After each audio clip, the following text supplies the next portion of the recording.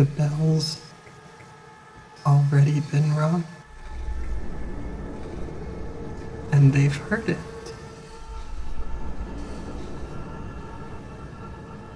Out in the dark, among the stars. Ding dong, the god is dead.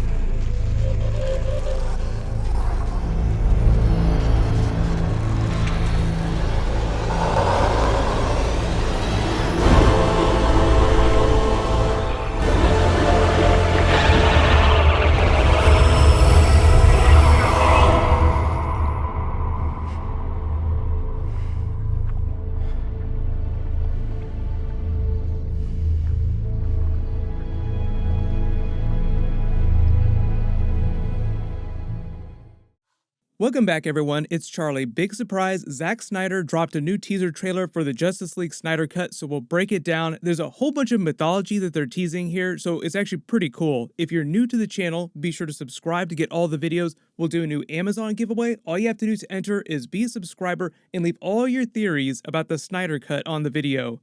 Most important stuff first, if you didn't know, Zack Snyder will be doing a special Justice League Snyder Cut panel at the big Fandome event that's happening later this year. That's sort of DC's own separate Comic-Con that they're doing by themselves. It's going to be totally free, it'll be online, so everybody will be able to participate in some way. But the really cool thing about this footage is that it gives us a first look at Darkseid in the new cut of the movie, and he's very different in the version of the flashback scene that Wonder Woman has. If you can't tell what's being said during this scene either, it's Lex Luthor's voice whispering to her disembodied voice while she's staring at Darkseid's picture. He says, "The bell has been rung, and they've heard it. They know that God is dead." So obviously the God that they're talking about is Superman. They'd found out about his death during Batman v Superman. When he says they, he's talking about Darkseid and the forces of Apokolips. And the way that Lex Luthor references Superman as God makes it sound like Superman was the reason Darkseid had not come for the mother boxes sooner. There was some footage from the theatrical cut where Steppenwolf's voiceover says, "No protectors, no Kryptonians, no lanterns, this world will fall." As if there were Kryptonians before Superman. I know there are a lot of theories about who that other Kryptonian was from the Man of Steel movie in the Kryptonian pod that had been opened. Zack Snyder always hinted that they would reveal that in future sequels, but we never really found out for sure. There were a lot of theories that that could be their version of Supergirl that would show up at some point, or it could be just another ancient Kryptonian when their race used to be explorers, as he gets that big backstory during the Man of Steel movie. I don't know if that implies that we'll actually see some Kryptonian added into this flashback Darkseid war scene, though. But as for the Green Lantern Corps, the Green Lanterns, we know who this Green Lantern was in the flashback scenes and what was going on with him, and we know what was going on in present day with Green Lantern Corps. I'll talk about them in a second, but the place where Wonder Woman is looks like it's either a Themysciran temple or an ancient Greek temple built by humans, because the language that she's reading here on it is written in ancient Greek. It would be from before she was born, though, otherwise she wouldn't be so surprised to see Darkseid's image in the text identifying him. I don't read Greek, so I can't tell you what the text on the left says. Someone who reads Greek can probably just add that in the comments, please. But you don't need to be able to read Greek to identify what the text on the right says. It says Darkseid in ancient Greek. The object in the center of the mural beneath him is what the three mother boxes look like when they're combined. The whole thing with the mother boxes in Zack Snyder's original version of the movie, when they were still doing multiple Justice League movies, is that before Darkseid became Darkseid, his name was Uxas.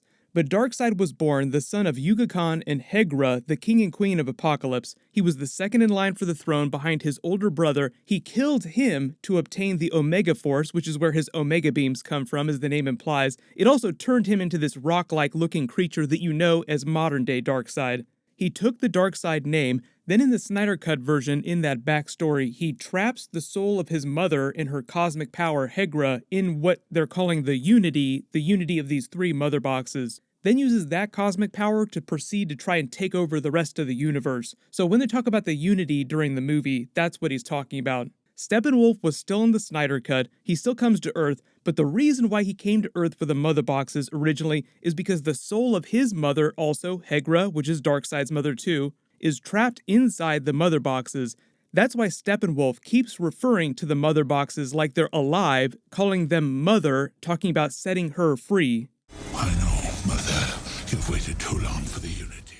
They didn't really clarify that in the theatrical cut, so it just seems kind of creepy that he's talking to the mother boxes like they're a person. He wants to free her and use her celestial power to defeat Darkseid himself and claim the throne of Apokolips. It's sort of implied at the end of the movie that they have some sort of loose alliance and he's being taken back to Apokolips through the boom tube. The ending of the Snyder cut was a little bit different than the theatrical cut. There were a lot of big changes, but part of the ending of the movie was him being taken back to Darkseid to be killed by Darkseid, and Darkseid to sort of give a stare to the Justice League and let him know that he was coming for them. The scene of Lex Luthor in the Kryptonian ship is also added material from Batman v Superman when he's learning all this about Darkseid, Steppenwolf, the mother boxes, the secret history of Earth from the Kryptonian AI. This is what Steppenwolf looked like in the Snyder cut. He was way more monstrous looking. That's all supposed to be happening right at the beginning of the Justice League movie. The task force shows up, arrests him, throws him in prison, and he spends pretty much all the first Justice League movie in that prison cell where you see Batman come to intimidate him at the end of Batman v Superman. But given this voiceover scene, it also sounds like the Lex Luthor story during the Snyder cut is very different. He really only shows up in the post-credit scene in the theatrical version, but the voiceover makes it sound like it's happening pretty early in the movie, so it sounds like someone goes to see him and asks him questions about what was going on inside the Kryptonian ship, because he knows all this stuff now. The reason why Wonder Woman doesn't know all this history yet is because she wasn't born when this Darkseid war was happening. But then you have all these scenes with Wonder Woman inspecting the ruins with the Darkseid mural depicting the flashback scene. Then either she tells Batman this full story so that he knows what's going on, or they do the full flashback war scene here while she's staring at this mural. The way they cut the teaser trailer implies that the flashback scene happens while she's staring at Darkseid's picture, but that might just be the way they cut the trailer and not the way it actually happens during the movie. For the most part, the only major difference, I think, in the actual flashback scene with Darkseid fighting everyone is one, that Darkseid looks like this. He doesn't seem like he's fully become Darkseid yet. He doesn't seem like he has the Omega Force either, because that would be enough to kill every last one of the Greek gods, like Zeus, Ares, Hera, Artemis. All the Greek gods are in the theatrical cut of the flashback scene, so I'm assuming it's mostly the same for them in the Snyder cut. The other big Lex Luthor change we just found out about in the Snyder cut is actually the Deathstroke post-credit scene. Joe Manganiello tweeted out that they would be adding the original post-credit scene back in, like he was really hyped up, as if it was way, way better than the theatrical cut. My assumption without seeing more footage is just that there's a lot more nuance to this in the Snyder cut. Like, they say that they're forming the Injustice Society, but the scene is longer, more fleshed out with more context and plot laying out how their story will continue in future Justice League sequels when they were still going to do multiple Justice League movies. I also think had the original plans for the DCEU movies played out the way that they wanted to, this Injustice League post-credit scene would have also been intended to set up a spin-off villain team-up movie for the Injustice Society. Maybe they would have called that movie Injustice, and it would have just been another Justice League sequel down the line, like Justice League 3 or 4 or whatever. And it would have just been the biggest DC villains and Lex Luthor teaming up against the Justice League, which by that time would have included Hal Jordan and the Green Lantern Corps.